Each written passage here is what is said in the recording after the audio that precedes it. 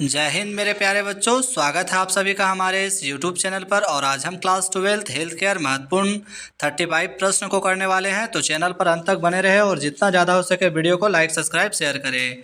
इससे पहले के वीडियो में हमने महत्वपूर्ण जो भी प्रश्न थे उन सभी को भी किए हैं। तो आज का जो हमारा पहला प्रश्न है वो है, लाल डस्टबिन में किस कचरे का निपटान किया जाता है। तो मेरे प्यारे बच्चों, लाल डस्टबिन में पुरानी दवाओं को, सील, टॉर्च वगैरह, इसके अलावा अस्पतालीय खतरनाक अपशिष्ट जैसे कि सुई वगैरह, ये सब को रखा जाता है। आप लोग इसे अच्छे से नोट कीजिएगा।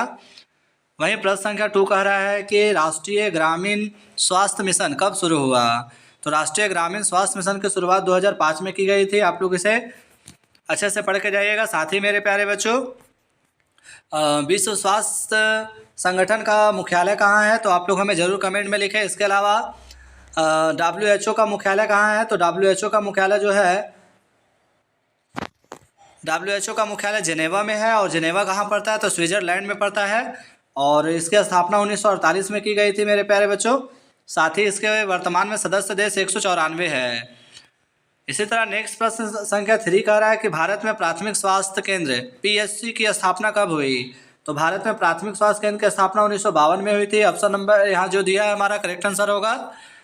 वहीं नेक्स्ट प्रश्न संख्या 4 कह रहा है मेरे प्यारे बच्चों कि कौन सा पदार्थ मानव शरीर में ईंधन का काम करता है।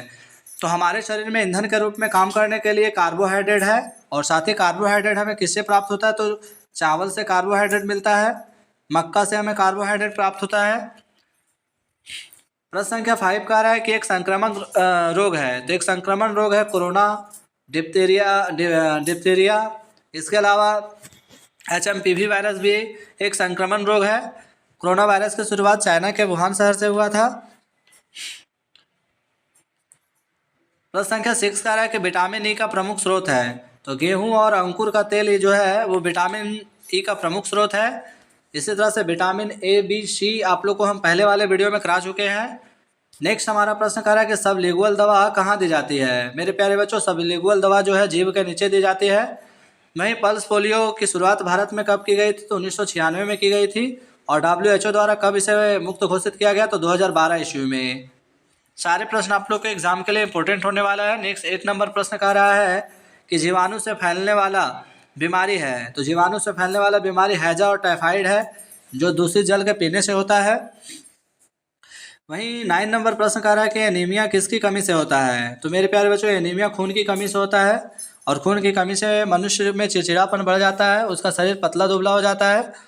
और 10 नंबर प्रश्न हमारा कह रहा है मेरे प्यारे बच्चों कि एक गिलास पानी पीने से कितनी कैलोरी मिलती है, तो 0 कैलोरी मिलती है।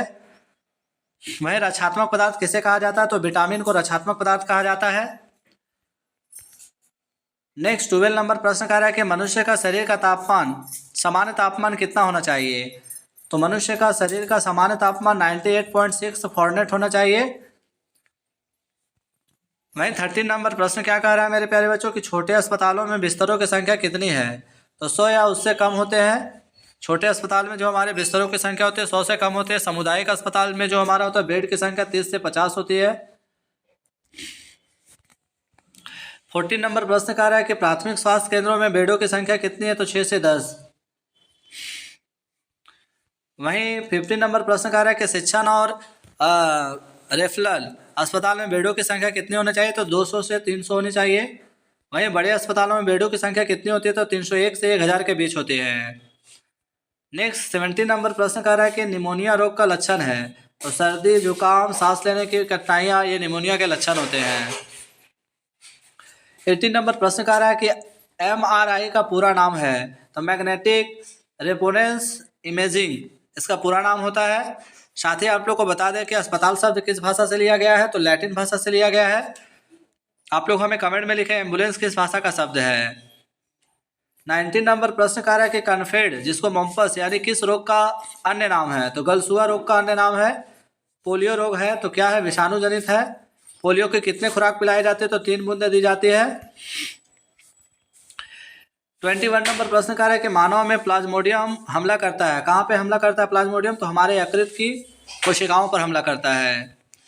नेक्स्ट 22 नंबर प्रश्न कह रहा है कि हेपेटाइटिस रोग किससे फैलता है। तो ये वायरस के जरिए फैलता है। हेपेटाइटिस रोग जो है हमारे शरीर में वायरस के जरिए फैलता है। भाई हाथों की स्वच्छता दर कितनी होनी चाहिए? तो 20 से 30 सेकेंड होना चाहिए।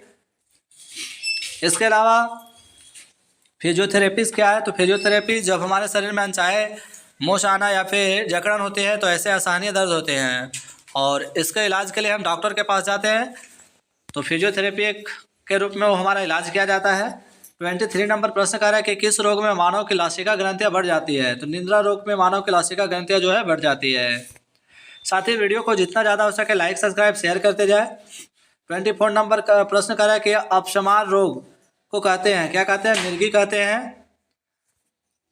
आंखों के किस रोग को ठीक नहीं किया जा सकता है? तो वर्णदत्ता रोग जो है आंखों का, जिसमें रंग का पहचान नहीं कर पाते व्यक्ति, इसको ठीक नहीं किया जा सकता है। 26 नंबर प्रश्न कह रहा है कि बीसीजी का पूरा नाम है? तो बेसिलस क्लाइमेट ग्यूरिन इसका पूरा नाम होता है। बीसीजी का टीका तापेदिक से ग्रसित बीमारी में दिया जाता है जिसको हम लोग टीबी बोलते हैं। 27 नंबर प्रश्न कह रहा है कि हाथी पांव रोग का अन्य नाम है? मेरे प्यारे बच्चों, हाथी पांव रोग का अन्य नाम है फिलपांव, फलेरिया, एलिफेंटेनिस टेशिन, इसका अन्य नाम है। नेक्स्ट प्रश्न का 28 कह रहा है कि पारा किस रोग का कारक है? मीना माता का कारक है। यहाँ पे आप लोग देख सकते हैं हम सारे प्रश्नों को लिखे हुए हैं। और नेक्स्ट 29 नंबर प्रश्न कह रहा है कि प्रोटोजोवा जनित रोग है? तो प्रोटोजोवा जनित रोग है मलेरिया, पायरिया और फलेरिया और कालाजार। 30 नंबर प्रश्न कह रहा है कि टेटनस रोग में जीवाणु शरीर में प्रवेश करते हैं, किसके जरिए प्रवेश करते हैं? तो घाव के जरिए प्रवेश करते हैं। वहीं 31 नंबर प्रश्न कह रहा है कि असंक्रामक रोग जिन्हें कर्क रोग भी कहा जाता है, तो इनको कैंसर कहते हैं, आप लोग नोट कीजिएगा। नेक्स्ट प्रश्न है कि ब्रेक बोन फीवर किसे कहते हैं? तो डेंगू को कहते हैं। और ये डेंगू कहाँ पनपता है? तो सांप जल में पनपता है। 33 नंबर प्रश्न कह रहा है कि मेरुदंड अंग किस रोग से प्रभावित होते हैं? तो आप लोग को पता है कि स्पॉन्डिलाइटिस से प्रभावित होते हैं। वहीं 34 नंबर प्रश्न कह रहा है कि किडनी स्टोन में पाया जाता है कैल्शियम ऑक्जिलेट पाया जाता है, कैल्शियम ऑक्जिलेट पाया जाता है। बच्चे ने मिस्टेकिंग किए हुए हैं लिखने में। वहीं 5 नंबर प्रश्न और आखिरी प्रश्न आज का कह रहा है कि ज्वार क्या है? तो रक्त कणिकाओं के से बना होता है। तो इस तरह से महत्वपूर्ण 35 प्रश्नों को हमने सोल्व किए हैं। आशा करते हैं आप सभी बहुत अच्छे से तैयारी कर रहे होंगे और एग्जामिनेशन में जाने से पहले वीडियो को जरूर देखकर जाएं। इस तरह के प्रश्न आप लोगों को फाइनल एग्जाम में पूछे जाते हैं।